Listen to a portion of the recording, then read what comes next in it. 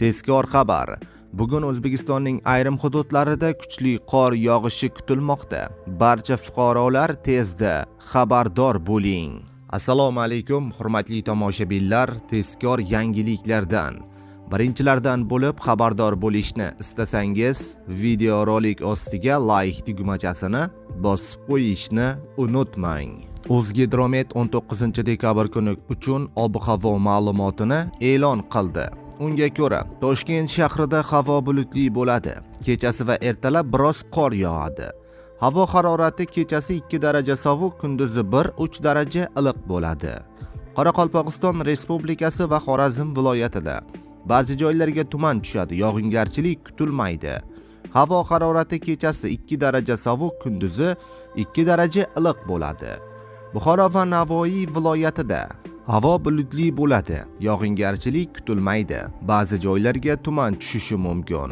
Harorat kechasi 3-8 daraja sovuq, kunduzi 3-8 daraja iliq bo'ladi. Toshkent, Sirdaryo, Samarqand va Jizzax viloyatida havo bulutli bo'ladi. Kechasi va ertalab ba'zi joylarga biroz qor yog'adi. Kunduzi yog'ingarchilik kutilmaydi. Harorat kechasi 0,5 daraja sovuq, kunduzi 0,5 daraja iliq bo'ladi. Qashqadaryo va Surxondaryo viloyatida yog'ingarchilik kutilmaydi, faqatgina kechga tomon ba'zi joylarga yomg'ir yog'ib qorga aylanishi mumkin.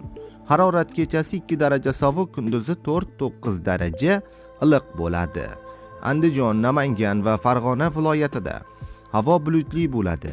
Kechasi va ertalab ba'zi joylarga yog'ingarchilik, yomg'ir qor bo'ladi. Kunduzi yog'ingarchilik kutilmaydi. Tuman tushishi mumkin. Harorat kechasi 2 daraja sovuq, kunduzi 0,5 daraja iliq bo'ladi. Respublikaning tog'oldi va tog'li hududlarida havo o'zgaruvchan bo'ladi. Vaqti bilan biroz qor yog'adi. Ba'zi joylarga tuman tushishi mumkin. Yo'llarda yaxmalaklar yuzaga keladi. Havo harorati kechasi 2-7 daraja sovuq, kunduzi 3 daraja sovuq bo'ladi, deyilgan xabarda. Azizlar, videoroliklarimiz keng tarqalishi uchun albatta like tugmachasini bosib qo'yishni unutmang.